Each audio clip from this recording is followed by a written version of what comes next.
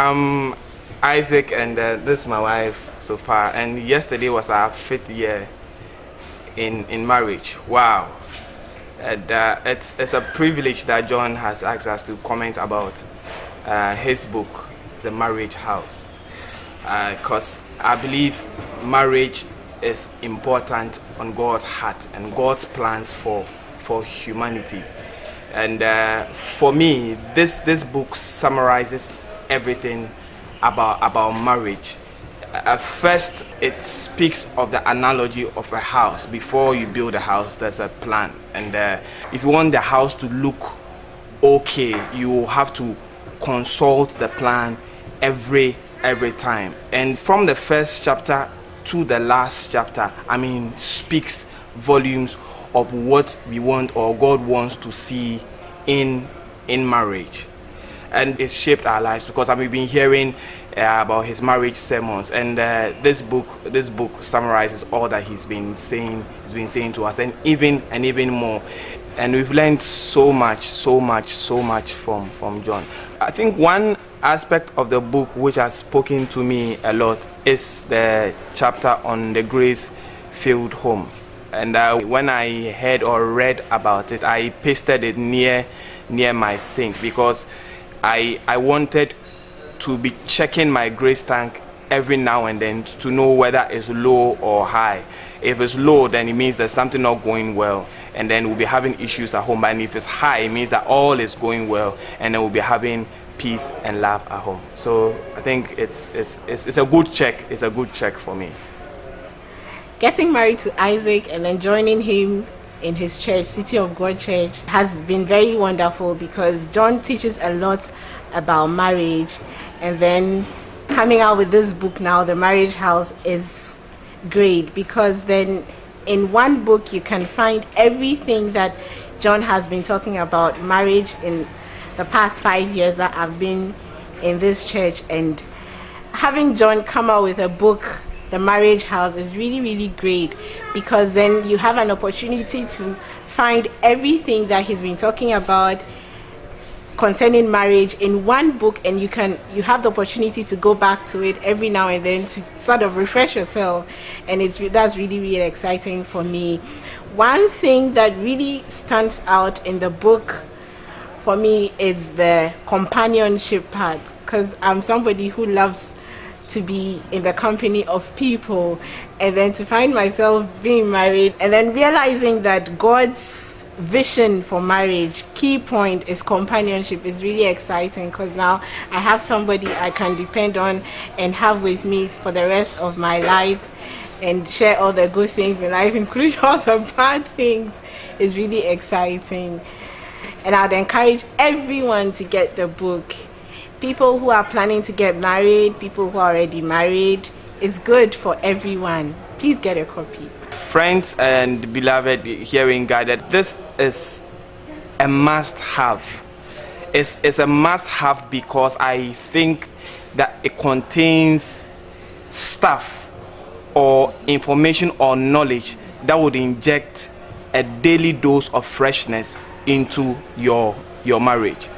I think you should get it as a gift for friends who would be married, for people who are married, for counselors, because in it there's everything. What excites me most is the very title of the book, Marriage House. And a house is a beautiful thing. Anyone that has a house builds it with beautiful doors and adds keys to it. And I believe very strongly that the writer makes it in a way that beautiful things are in this beautiful house. And until people use the keys to open the doors of this marriage house or the house, beautiful things that are inside the various rooms cannot be discovered. So I believe that if everybody will use the truth or the blueprints that the writer has used to open the various doors, then many will discover the beautiful things, which are the truths that the writer has mentioned in the book. And if you open these doors with the beautiful keys, you will really find the beautiful things or the truths that are in the rooms. And then, if you have an open heart to use the things that you have found in the rooms, you will be able to have a beautiful marriage. Second thing I observed is the chapter he used on dowries. I found it very interesting because I realized that the things that he has listed for the dowries contains very weird things. And it's combined with things, with the Christian things, and then traditional things. Like, what has light got to do with darkness? I have realized that they mention Holy Bible, which is the engagement ring, and they are mentioning hard liquor at the same time. I don't see how these two things can work in the dowry. So I think if people can just leave the bad side of tradition behind and use God's way in instituting marriage, then it will be a very good thing for the young ones who want to enter marriage, and they will not be cut off completely, because we can't just be combining tradition with God's way of doing things.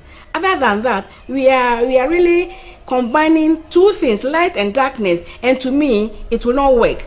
So people should go back to this beautiful house that has been built and use the keys to open these doors. Then they will find the truths that the writer has put in it and use it for their marriages. And marriages will flourish, and nations will flourish as well. I think one thing that the book makes clear is that marriage, it's something instituted by God.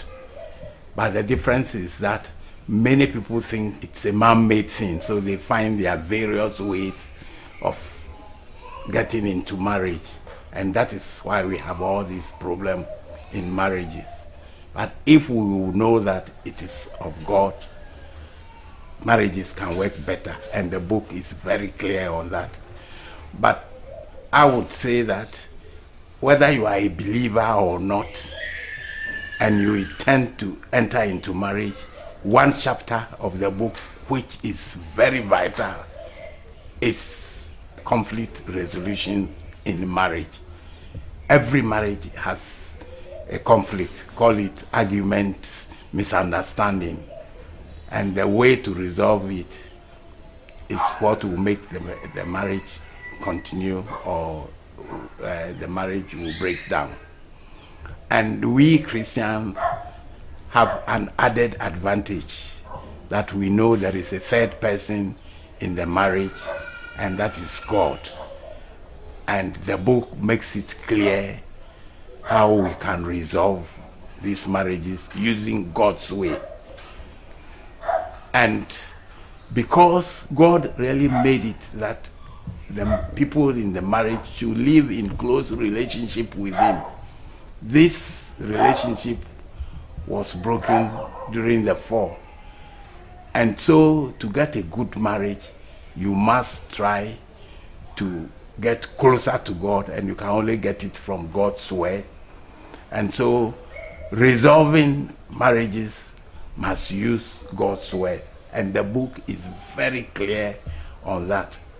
And so my recommendation will be that this book is a must for anybody who is thinking of marriage.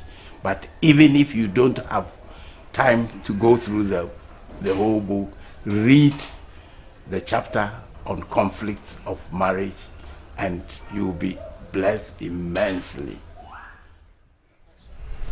Hello, good evening. My name is Mensa Seneaja, and I'm here with my wife, Rosemary Seneaja. We've been married for 6 years.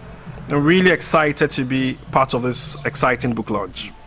Pastor John Kpikpi has been our own pastor for so many years now, and we have learnt under his wings all his teachings that he's put together in this book. We also had a special privilege of having him and his lovely wife, Alex, to be our counselors in preparation towards our marriage. And they were fantastic. Reading through this book, it just brought back memories of all the weeks of counseling we had with them. And I think if I had this book before the marriage, it would just be a copy of everything they told us and shared with us, all the experiences they shared with us over the years and over the weeks in which we were in the counseling. I want to encourage everybody to buy this book and use it, not just buy and keep on the shelf. Use it in preparation for great marriages. And also, when you're married, you can read it In fact, going through it again, it was refreshing. It just felt like going through, having a whole refresher training all over again, and sharing stories of other people and other case studies. I think it was very encouraging. Rosemary, do you have anything to share about this? Well, as he already said, the things in the book have been things that we've grown up with. And I've been surprised to find out that talking with friends and people outside City of God Church, they have found some of the teachings quite provocative. I'd like to say that some of the teachings will provoke you, some of them would challenge the mentality that you've already had about marriage, but if you subject yourself to it, you'll find out that it really does work. There's a part in the book that talks about us and talks about our engagement without a dowry. And this is just to say that it was really true that afterwards the family came back and asked for the dowry, because even though they were present at the ceremony, they could not believe that maybe secretly drinks or something was presented. So they came back to ask for it, and we had a hard time convincing them. Well, my dad had a hard time convincing them that he really did not ask for a dowry. One other provocative thing which many very experienced Christians will still struggle with will be the issue of money. People are willing to share their lives together, share their hearts together, share their good times together, but they can't share money together. And over the years, I found it strange from people, but I think it's because of the teachings we have. In the marriage house, you'd find some detailed teaching about God's plan for living together as husband and wife. Everything should be put together, including money. And when you do that, in my personal experience, it actually helps you and makes you even accountable to each other. It helps protect each other, and you can take wise decisions and good counsel. You'll find all the details in the book, and I would encourage you to do it. It's nothing strange. It just really gets you together even more as a couple. And talking about money, because it's really, really, really important.